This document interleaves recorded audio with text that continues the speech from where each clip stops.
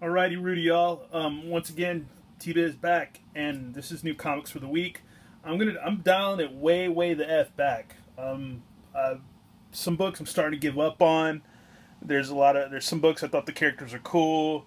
Whether it's actually a couple Marvel books I'm kind of annoyed with that I'm probably gonna not read anymore. I'm not gonna mention any of them because it's not my really.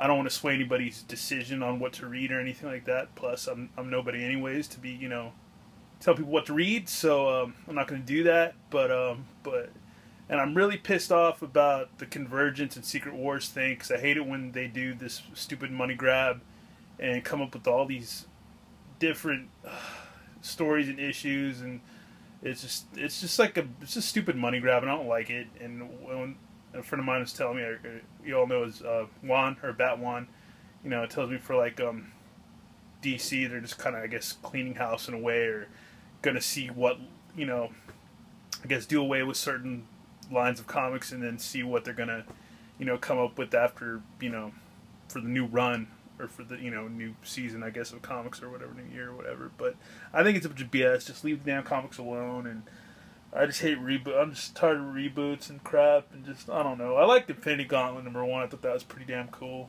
but still haven't caught up and read any of my Secret Wars books. The Deadpool Secret Wars is pretty funny. It's not bad. A little long-winded, but not bad. And but anyways, let's get on with it. These are books that I got last week. This one right here is very rad. I got this from my buddy Ivan Ruiz from California, the Mean Green Comic Machine. I will leave a link for his channel. If you don't know about him, you soon will. And if you do know my channel, then you do know about him. But anyways, if you don't, go subscribe and enjoy all the comics and the toys and the radness. But he hooked this up for me and another friend of ours. And this is just an awesome book. I guess it was written or drawn by his boss. I forget which, but at the comic shop that he works at. But it's also autographed too, which is cool. And this is just really cool because it's Faith No More. And if you look at the back, pop this open, it's like a double-sided issue.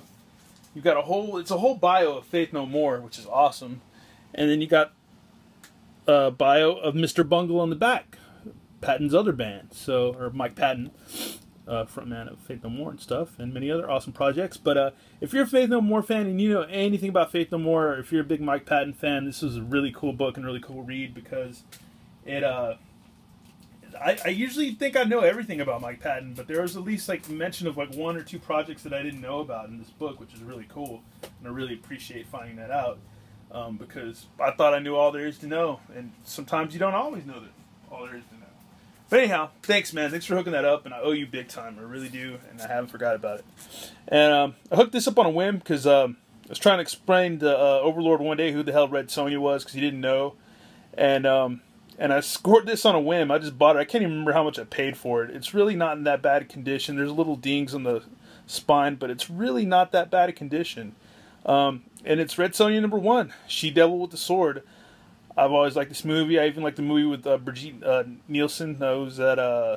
Sly Stallone's one of his wives. I don't know if it's like his second wife or what. But anyways, one of his wives. And played her in the movie. But this is just, I can't remember who did the art, if it's Buscema or who, for this book. But I haven't popped it open because I don't like popping open these old books and stuff. I'm kind of a weenie like that. But anyhow, I like this picture of Red Sonja on the cover because she looks hot and scary. And that's how her character should be, is hot and scary. And I don't know. It's cool. Got it. Love the old Conan stuff. Love all the Robert E. Howard characters and stuff. Love all that crap. Star Wars #6. Princess Leia #4. I'm behind on reading these, which sucks. I need to catch up.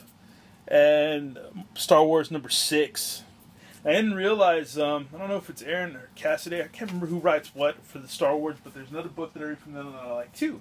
So it's cool. And these are comics for the week. I'm going to pick up #5 because I'm missing #5. The Autumn Lands Tooth and Claw #6. This book is rad. It's very rad. And I'm not a big Magic guy. I'm not the biggest D&D guy in the world and stuff. My cousin Zero is, but this is, I don't know, magic and mysticism. I'm not all hooey-hawing about that and stuff a lot of times, but this book is awesome. This will make you some kind of magic Wiccan nerd or something reading this book, all into magic and crystals and power and all that crap. But it's a good book, damn good book, and I like it. And Big Man Plans number 2 full because Ivan once again got me hooked on this dang book, man. Mega props to him for suggesting this. I read number 1 and I was like, oh hell yeah! And there's also an excerpt at the end where I think it's the writer talks about how him and the artist came up with this, Big Man Plans, and it's crazy and it's hardcore, and this is just a good book and a good team on this book. It's a good book. It's not recommended for the kiddies or your mom, but it's a damn good book. And Birthright number 8, love this book. I've loved it from the start, and it's really just awesome. And also Copperhead number 8, damn good book too. And We Can Never Go Home issue 3. I like this book. I like it a lot. I can't say it's as awesome as Copperhead or Birthright or Stray Bullets or some books that I like that, But I like this book because I like Black Mask because they're kind of like a punk rock DIY type of comic company. And I like to support the DIY punk rock stuff and just independent, like really good indies. And they seem like, they don't seem like a huge indie, not like Boom, or not Boom, or who else, like freaking Dark Horse and Image, but because those aren't hardly, Image is hardly even, or Dark Horse even a indie anymore. They're pretty freaking huge now. But I can't think of any other indies off the hook, but off the cuff anyways. But yeah, this is a good book. I'm gonna keep reading it. I like it. I can't say like I'm gonna just do double flips and go drop kick somebody down the street over it, but I like it. And I'm going to read this more than, say, Squirrel Girl or Howard the Duck. And I like Howard the Duck. But yeah, anyways, regardless of that fucking rant. Anyways, excuse me. But, this is Mrs. Deadpool number 1. I don't know what the hell, but we'll check it out. And it's the Howling Commandos, which I forget who. Was that Nick Fury or Sergeant Fury in the Howling Commandos? Probably. Somebody knows. Somebody always knows. And I want to do another little stupid rant. This is comics I've been reading for the week, or the last couple of weeks. Even though I know number 3 came out, but Chrononauts number 3 or 2 or 3. Damn, maybe I'm missing out number 4. But damn, did I read number 2? I don't know. I'm behind anyways. I might have read this. I might have read the one before this. This is a cool book, and I like it. And Sean Murphy and Mark Millar are awesome. And I just watched the Kingsman and Secret Service. That was an awesome movie. And this book's really cool. I like where it's going. And it kind of reminds me of like Back to the Future meets a weird, crazy Great Gatsby meets like, I don't know. It's cool. It's cool. What this mock movie cover kind of represents is like a buddy, kind of like a cool buddy movie, action buddy thing, which it is. And then Ivan also recommended this with Star Trek and Planet of the Apes, Primate Directive. Pretty good book. I like it a lot. I'm not the biggest Star Trek guy, but it's pretty dang cool.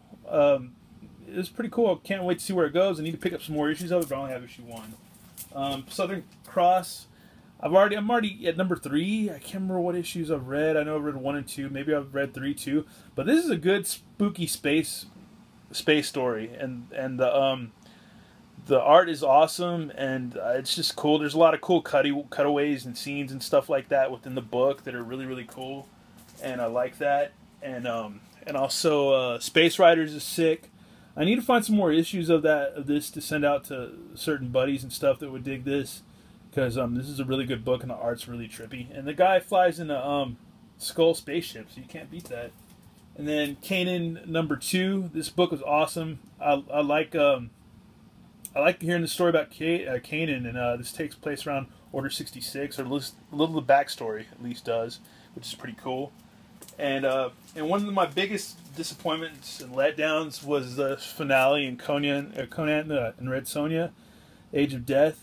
A lot of people like this book, but I thought it was pretty lackluster, and I thought it was pretty bleak, and I'd rather go read Sonja, the old Conan over this, or read any of Robert E. Howard's original manuscripts than this, because this was horrible. That book just did not. I'm really trying to be an ass, but like that book just really didn't get it for me. I kept picking it up because I thought it was gonna get better, and I was a fool and bought every issue, and I didn't think it was that cool. I mean, it just ugh. But anyhow, that's comics for the week in my goofy, inane rant. Anyways, yeah, go check out Ivan's channel, and yeah, I'll try to catch up with everybody because I've been super busy and super kind of stressed out and withdrawn from work and doing the YouTube stuff and everything. So hopefully, I'm gonna start getting back into doing stuff. All right, y'all have a good one. Latest.